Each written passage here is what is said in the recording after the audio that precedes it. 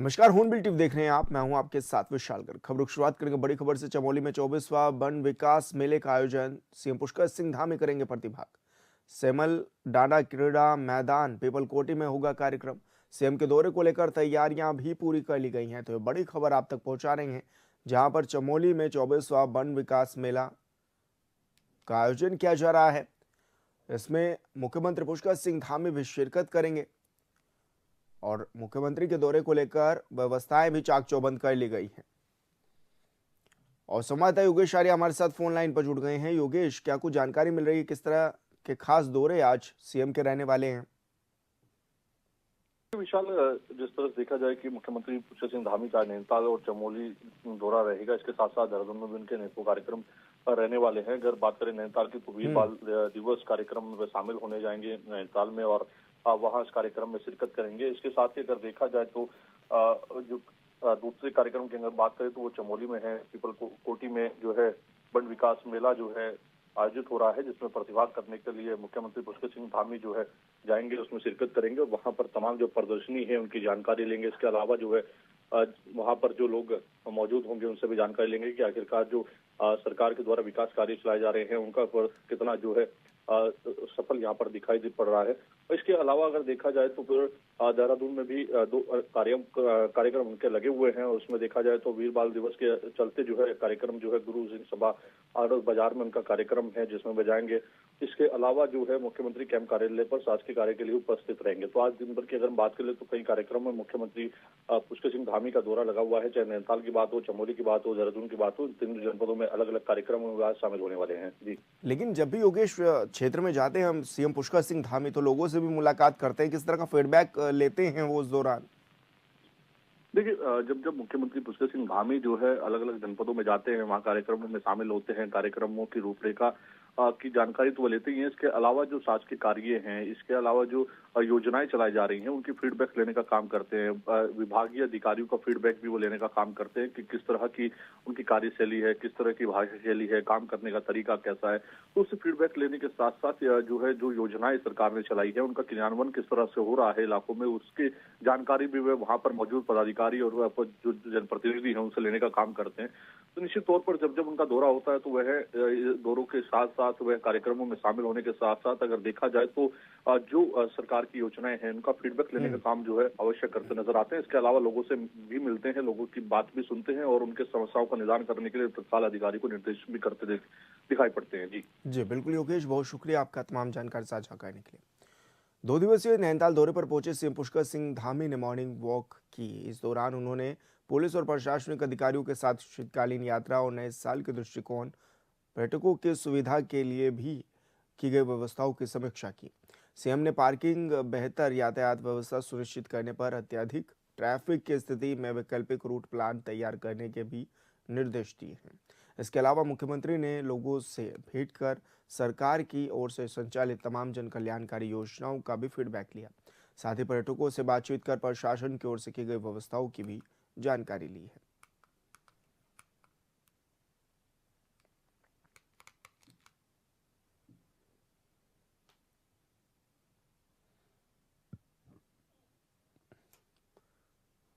गुरुवार को नैनीताल पहुंचे मुख्यमंत्री पुष्कर सिंह धामी ने मेट्रोपॉल में 42 करोड़ 77 लाख 31 हजार रुपए की लागत से बनने वाली बहुमंजिला पार्किंग का भूमि पूजन किया। साथ ही उन्होंने 121 करोड़ 52 लाख 46 हजार रुपए की लागत से 13 विकास कार्यों का लोकार्पण और शिलान्यास भी किया।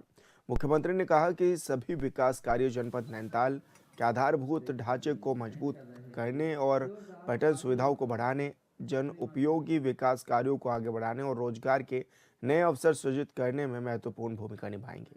उन्होंने कहा कि राज्य सरकार राज्य में निरंतर आधारभूत जन सुविधाओं को और अधिक सुदृढ़ करने के लिए काम कर रही है। साथ ही अंतिम छोर में खड़े व्यक्ति को सरकारी योजनाओं का लाभ प्रदान करने के लिए भी निरंतर कार्य किए जा रहे हैं।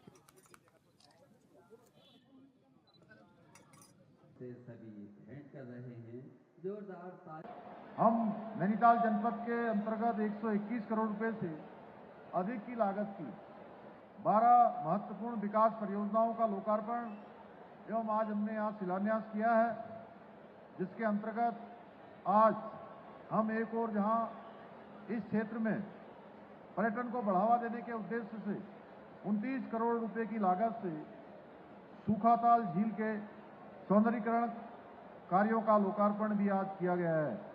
वहीं पार्किंग की समस्या के स्थायी समाधान के लिए 72 करोड़ रुपए की लागत से रामनगर में बहुमंजिला पार्किंग, तल्लीताल में ऑटोमेटेड मल्टी लेवल पार्किंग का शिलान्यास करने के साथ साथ नैनीताल में 42 करोड़ रुपए से अधिक की लागत की सरफेस पार्किंग निर्माण कार्य का भी आज भूमि पूजन भी यहां पर किया गया है।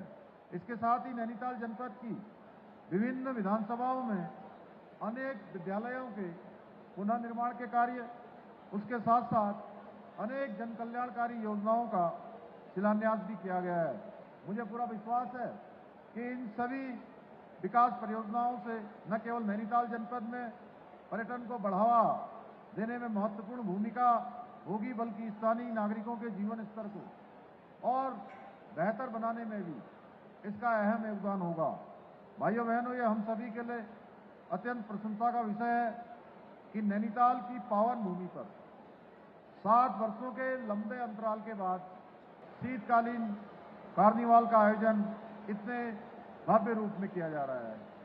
जैसा मुझे पहले दिन से बताया गया कि हजारों हजार की संख्या में पहले दिन से यहाँ के स्थानीय लोगों ने, आए हुए हमारे सैलानियों ने बड़े उत्साह से, बड़े उमंग से, जोश से इसमें भाग लिया है। इस 4 दिवसीय विंटर कार्निवल के माध्यम से जहां एक और यहां आने वाले लोगों को यहां की समृद्ध सांस्कृतिक परंपराओं और प्राकृतिक सुंदरता को नजदीक से देखने का शुभ अवसर प्राप्त हो रहा है, वहीं हमारे परंपरागत हस्तशिल्प, स्थानीय उत्पाद और पहाड़ी व्यंजनों को भी प्रदर्शित किया जा रहा है, जिससे पर्यटक हमारी लोक संस्कृति, कारीगरी, पारंपरिक स्वाद से परिचित हो रहे हैं। मुझे जानकर अत्यंत प्रसन्नता हो रही है कि इस महोत्सव के दौरान जहां एक और प्रतिदिन आयोजित होने वाले सांस्कृतिक कार्यक्रमों में भी देश और राज्य के कई हमारे प्रसिद्ध कलाकार अपनी प्रस्तुति उनके द्वारा दी जा रही है। वहीं बोट रेस, नुक्कड़ नाटक, सांस्कृतिक झांकियों, लाइट एंड साउंड शो तथा मनमोहक बैंड प्रस्तुतियों के माध्यम से दर्शकों का भरपूर मनोरंजन भी किया जा रहा है। मुझे ये जानकर प्रसन्नता हुई कि कार्निवल में पर्यटकों के लिए प्रकृति भ्रमण, ट्रैकिंग, एस्ट्रो टूरिज्म तथा आर्टिफिशियल रॉक क्लाइंबिंग जैसी गतिविधियों का आयोजन भी किया गया है। इसके साथ ही इस कार्निवल के माध्यम से जोड़ा, चांचरी, छोलिया नृत्य, ढोल दमाऊं, हुड़का, रणसिंगा और मसकबीन जैसे पारंपरिक लोक नृत्य और संगीत की मनमोहक प्रस्तुतियां भी यहाँ दी जा रही हैं। वहीं ऐपड़ कला, रिंगाल शिल्प, ऊनी वस्त्र और अन्य पारंपरिक उत्पादों का प्रदर्शन भी किया जा रहा है। मुझे पूरा विश्वास है कि ये विंटर कार्निवल न केवल हमारी समृद्ध सांस्कृतिक विरासत और लोक कलाओं को प्रदर्शित करने का एक उत्कृष्ट मंच साबित होगा, बल्कि स्थानीय अर्थव्यवस्था और पर्यटन को भी एक नई ऊर्जा प्रदान करेगा। काशीपुर के मानपुर रोड पर कश्मीरी फेरी वालों को कुछ शरारती तत्वों ने नफरत का शिकार बनाते हुए जबरन धार्मिक नारे लगाने के लिए प्रताड़ित किया। साथ ही उसके विरोध करने पर उसके साथ मारपीट भी की। जैसे ही इस घटना का वीडियो सोशल मीडिया पर वायरल हुआ, उधम सिंह नगर के पुलिस कप्तान एसएसपी मणिकांत मिश्रा ने मामले का तत्काल संज्ञान लेते हुए कड़ी कार्रवाई की। पुलिस मुखिया के निर्देश पर त्वरित कार्रवाई करते हुए कोतवाली में आरोपियों के खिलाफ बीएनएस की धारा के तहत मुकदमा दर्ज कर आरोपियों को भी पुलिस हिरासत में लिया गया है। क्षेत्र में कश्मीरी शॉल विक्रेता के साथ मारपीट एवं धमकी से संबंधित मामला पुलिस के संज्ञान में है। प्रकरण को गंभीरता से लेते हुए कोतवाली काशीपुर में मुकदमा अपराध संज्ञा 517/25, धारा 191(2), 115(2), 351(3), 352, 304, 62, 292 एवं 126(2) बीएनएस के अंतर्गत पंजीकृत कर नियमानुसार कार्रवाई की जा रही है। दिनांक 24 दिसंबर को सोशल मीडिया प्लेटफॉर्म इंस्टाग्राम पर एक वीडियो वायरल हुआ था, जिसमें काशीपुर क्षेत्र के कुछ युवक कश्मीर निवासी युवक बिलाल जो कि पिछले 9 वर्ष से उत्तराखंड में अपना व्यापार कर रहे हैं, के साथ अभद्रता करते हुए दिखाई दे रहे थे। यह घटना दिनांक 22 दिसंबर 2025 की है। वायरल वीडियो का पुलिस द्वारा तत्काल संज्ञान लिया गया तथा मामले की संवेदनशीलता को ध्यान में रखते हुए संबंधित सोशल मीडिया प्लेटफॉर्म से वीडियो हटवाने की कार्रवाई भी की गई। पीड़ित द्वारा कोतवाली काशीपुर में लिखित तहरीर दी गई, जिस पर तत्काल संज्ञान लेते हुए सुसंगत धाराओं में अभियोग पंजीकृत किया गया है। वीडियो में दिखाई दे रहे व्यक्तियों की पहचान कर उन्हें पुलिस हिरासत में लिया गया है तथा उनके विरुद्ध वैधानिक कार्रवाई की जा रही है। काशीपुर क्षेत्र में कश्मीरी शॉल विक्रेता के साथ मारपीट एवं धमकी से संबंधित मामला पुलिस के संज्ञान में है। प्रकरण को गंभीरता से लेते हुए कोतवाली काशीपुर में मुकदमा अपराध संख्या 517/25, धारा 191(2), 115(2), 351(3), 352, 304, 62, 292 एवं 126(2) BNS के अंतर्गत पंजीकृत कर नियमानुसार कार्रवाई की जा रही है। दिनांक 24 दिसंबर को सोशल मीडिया प्लेटफॉर्म इंस्टाग्राम पर एक वीडियो वायरल हुआ था, जिसमें काशीपुर क्षेत्र के कुछ युवक, कश्मीर निवासी युवक बिलाल, जो कि पिछले 9 वर्ष से उत्तराखंड में अपना व्यापार।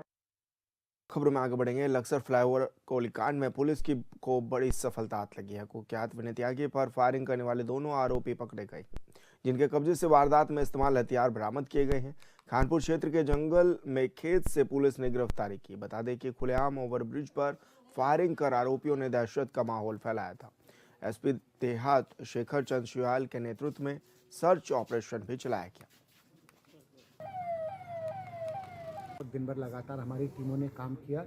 तो कल शाम हमें एक जगह एक बाइक मिली थी जिसमें पुष्टि हुई, जिसके हुलिये से बात तय हुआ कि वही बाइक है जो कल उन अभियुक्तों के द्वारा इस्तेमाल की गई थी। फिर हमें कुछ और बिलोंगिंग उनके मिले थे। तो इस आधार पर हमें इस बात की पुष्ट खबर थी कि वो शायद बिना वाहन के अब कहीं पैदल मूव कर रहे हैं। तो लगातार हमारे मुखबिर तंत्र भी काम कर रहा था और हमारी टीमें काम कर रही। हमें एक पुष्ट खबर मिली कि वो दो संदिग्ध कहीं थाना खानपुर क्षेत्र में किसी सिकंदरपुर गांव के आसपास पाए गए हैं। हमारी टीमों ने तुरंत वहां मूव किया। सीओ खुद इस मामले को और इंस्पेक्टर मामले को लीड कर रहे थे। तो फाइनली वो दोनों अभियुक्त जो कल इस पूरे घटनाक्रम में थे वो हमारी पकड़ में आ चुके हैं। उनका प्रथम दृष्टया जो अभी हम उनसे एक फौरी तौर पर पूछताछ करी है, तो एक ने अपना नाम सन्नी यादव और दूसरा अजय करके अपना नाम बता रहे हैं। बाकी वो हार्डकोर क्रिमिनल हैं दोनों। वो भी जो उन्होंने अभी प्रारंभिक पूछताछ में बताया, कई सारे मुकदमे उन पे भी हैं और विस्तार से उनसे पूछताछ करके क्यों उन्होंने इस घटनाक्रम को अंजाम दिया, इस पूरी कड़ी में कौन लोग थे, क्या थे, इस पे हम विस्तार से चर्चा करने के बाद एक प्रॉपर प्रेस कॉन्फ्रेंस करेंगे। और उसमें लोहाघाट में बढ़ती ठंड को देखते हुए जिला अधिकारी चंपावत मनीष कुमार ने उप जिला चिकित्सालय का औचक निरीक्षण किया। इस दौरान उन्होंने ठंड के मौसम में अस्पताल में मरीजों के लिए वार्डों में की गई व्यवस्थाओं का जायजा लिया। साथ ही मरीजों से अस्पताल में मिल रही सुविधाओं और समस्याओं की जानकारी भी ली। डीएम ने अस्पताल के वार्ड, शौचालय, ट्रॉमा सेंटर, ऑपरेशन थिएटर, प्रसव कक्ष का भी गहनता से निरीक्षण किया है। और सीएमओ डॉक्टर देवेश चौहान के साथ प्रभारी चिकित्सा अधीक्षक डॉक्टर ज्ञान प्रकाश को अस्पताल में मरीजों को बेहतर सुविधाएं देने के निर्देश भी दिए। आपको इसको भी बढ़ाना है, इसको चौड़ा करना चाह रहे हो? देखिए, जैसा विदित है आपको कि माननीय मुख्यमंत्री जी के ये निर्देश हैं कि जितने भी हमारे ऐसे सार्वजनिक स्थल हैं और सार्वजनिक उपयोग के महत्वपूर्ण केंद्र हैं, जिसमें हमारा चिकित्सालय लोहाघाट है, इसमें व्यवस्थाओं की जांच करना और जो कमियां हैं जिस पे हमें त्वरित कार्रवाई करनी है, उन कमियों को ज्ञात करना, उनको पूर्ण करना और यहाँ पे जितने भी मरीज भर्ती हैं उनसे चर्चा करना, उनकी व्यवस्थाओं को सुदृढ़ करना, इन सभी पे माननीय मुख्यमंत्री जी के निर्देश समस्त जनपदों को दिए गए हैं। तत्क्रम में ही हम लोग आज मैं मुख्य चिकित्सा अधिकारी हमारे साथ एक्सीएन PWD यहाँ पर उपस्थित हुए हैं।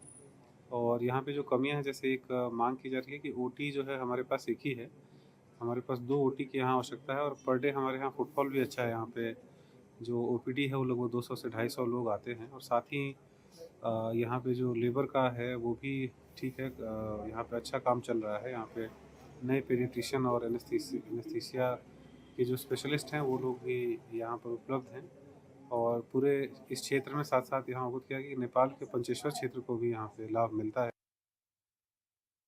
उत्तराखंड राज्य गठन की मांग को लेकर वर्षों तक आंदोलन किया गया है। कई लोगों की शहादत भी हुई, उसके बाद राज्य का गठन हुआ, लेकिन आज भी कई सवाल उठते हैं।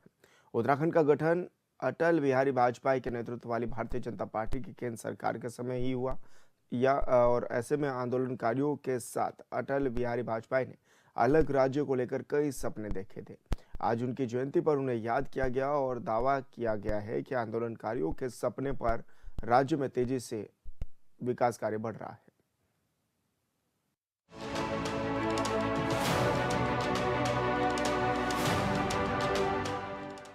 पूर्व प्रधानमंत्री अटल बिहारी वाजपेयी जी की 101वीं जयंती के अवसर पर सत्ता पक्ष और विपक्ष के साथ ज्यादातर नेताओं ने उन्हें भावपूर्ण श्रद्धांजलि अर्पित की है।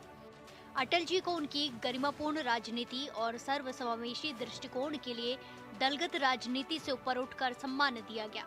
अटल बिहारी वाजपेयी जी जब प्रधानमंत्री थे तभी उत्तराखंड राज्य का गठन हुआ था। कहते हैं कि अटल बिहारी ने पहाड़ की जनता को लेकर कई सपने देखे थे, लिहाजा ये जरूरी है कि क्या उनके सपनों को साकार किया जा रहा है। अत्यंत हर्ष हो रहा है कि श्रद्धेय अटल जी की पुण्य स्मृति में आयोजित इस व्याख्यानमाला में, जहां पहले सत्र में अभी आदरणीय डॉक्टर रमेश पोखरियाल निशंक जी ने, भाई साहब ने मुझे अभी बताया कि ये दूसरा सत्र हो रहा है। पहले सत्र में माननीय राज्यपाल महोदय अभी यहाँ से प्रस्थान कर गए हैं और इस व्याख्यानमाला के माध्यम से अटल जी के जो कालजयी विचार हैं, लोकतांत्रिक मूल्य हैं, राष्ट्रीय भावना, उनको युवा पीढ़ी तक पहुंचाने का बहुत सार्थक प्रयास किया जाएगा। इसके साथ ही इस व्याख्यानमाला में उनके व्यक्तित्व पर, उनके कृतित्व पर, उनकी दूरदर्शिता पर और उनकी तीव्र जो निर्णय लेने की क्षमता थी और उसके समकालीन जो भी संदर्भ थे उनको प्रस्तुत करके हमारे नई पीढ़ी को, नवोदित, उदयमान, जिनको देश के विभिन्न विभिन्न क्षेत्रों में जाना है, विभिन्न विभिन्न दायित्वों उत्तरदायित्वों का निर्वहन करना है, उन सभी को राष्ट्र भावना, राष्ट्र सेवा के पथ पर अग्रसर करने का कार्य भी किया जाएगा। पूर्व प्रधानमंत्री अटल बिहारी वाजपेयी जी को उत्तराखंड के निर्माण का मुख्य सूत्रधार माना जाता है।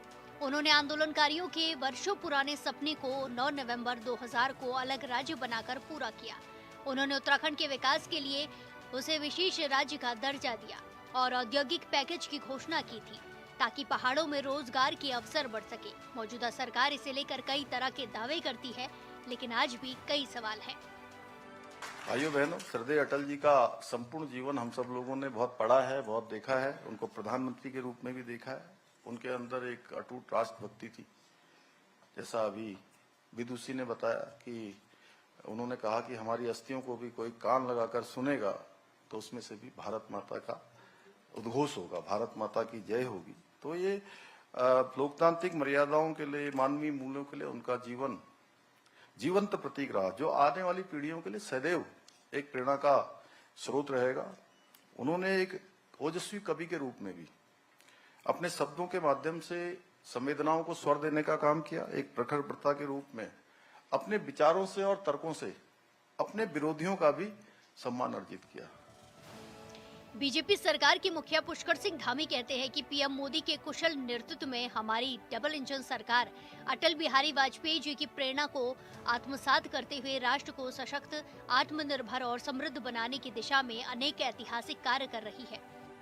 अटल बिहारी वाजपेयी जी ने सेवा, सुशासन और गरीब कल्याण की उस संस्कृति का सूत्रपात किया। उनकी सोच और नीतियां आज भी सामाजिक न्याय, समावेशी विकास और संवेदनशील शासन का मार्गदर्शन करती हैं और सरकार इसे लेकर काम कर रही है। भाइयों बहनों, अटल जी ने भारत को एक सशक्त, आत्मनिर्भर और समृद्ध राष्ट्र बनाने का मार्ग प्रशस्त किया। चाहे वो पोखरण का परमाणु का परीक्षण हो, स्वर्णिम चतुर्भुज योजना हो या प्रधानमंत्री ग्रामीण सड़क योजना हो, जिसका सबसे अधिक फायदा हमारे जैसे प्रदेशों को मिला है। हर गांव संपर्क से जुड़ गया।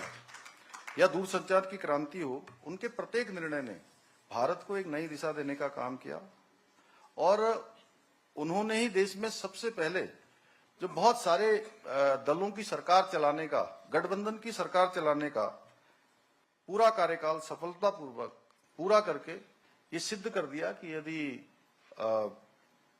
नीति सही है, राष्ट्र और प्रगति के उत्थान का उद्देश्य हो, तो बहुत सारे दल मिलकर भी सरकार चला सकते हैं और सफलतापूर्वक अपना कार्यकाल पूरा कर सकते हैं। सीएम धामी कहते हैं कि उत्तराखंड तेजी से तरक्की कर रहा है। सभी क्षेत्रों में उत्तराखंड सरकार अन्य राज्यों से बेहतर प्रदर्शन कर रही है। बीजेपी की सरकार में उत्तराखंड के लोग अब पहाड़ों में रिवर्स पलायन कर रहे हैं। किसानों की आय बढ़ रही है। पहाड़ की महिलाएं आज स्थानीय उत्पादों की बिक्री कर अच्छी कमाई कर रही है। पहाड़ के गांव-गांव सड़क पहुंच गई है। श्रद्धेय अटल जी ने देश में सेवा, सुशासन और गरीब कल्याण पर आधारित एक नई संस्कृति है उसका सूत्रपात किया, जिसने अंतिम पंक्ति में खड़े व्यक्ति को मुख्य धारा में लाने में बहुत महत्वपूर्ण भूमिका निभाई। उन्हीं की प्रेरणा से आज आदरणीय प्रधानमंत्री श्री नरेंद्र मोदी जी के नेतृत्व में देश में एनडीए की गठबंधन की सरकार भारत को समृद्ध, सशक्त और स्वावलंबी बनाने के लिए अनेक अविस्मरणीय कार्य कर रही है। आज प्रत्येक सेक्टर के लिए विशेष कार्य योजना बनाकर योजनाबद्ध तरीके से विकसित एवं आत्मनिर्भर भारत के निर्माण की दिशा में अनेक कार्य किए जा रहे हैं, चाहे वो स्टार्टअप इंडिया हो, वोकल फॉर लोकल हो, मेक इन इंडिया हो, स्किल इंडिया हो, स्टार्टअप इंडिया हो, डिजिटल इंडिया जैसी पहलों के माध्यम से आत्मनिर्भर भारत के स्वप्न को साकार करने की दिशा में ठोस कदम उठाए जा रहे हैं। आज के समय में केंद्र सरकार की कई परियोजनाओं पर उत्तराखंड में काम जारी है। 2017 से ही राज्य में बीजेपी की डबल इंजन वाली सरकार है और सरकार विकास कार्यों को लेकर दावा भी करती है, जिस पर विपक्षी नेता सवाल उठाते हैं। इन 25 वर्षों में उत्तराखंड के लोगों की जिंदगी में कितना बदलाव आया, ये तो जनता ही जानती है, लेकिन सरकार के दावे विपक्ष का तीखा हमला है। वर्ष 2000 में उत्तराखंड राज्य का गठन हुआ और इन 25 वर्षों में कभी कांग्रेस सत्ता में रही तो कभी बीजेपी की मौजूदगी रही। मौजूदा वक्त में 2017 से ही बीजेपी की सरकार है, लेकिन ये कहने में कोई शक नहीं है कि पहाड़ के कई इलाकों में लोग पहले से ही परेशान थे और आज भी परेशान हैं, क्योंकि कई इलाके ऐसे हैं जहां के लोगों को मूलभूत सुविधाएं तक नहीं मिल पा रही है। Bureau report, hornbill TV. और फिलहाल इस बुलेटिन में इतना ही। आप देखते रहिए हॉर्नबिल टीवी। नमस्कार।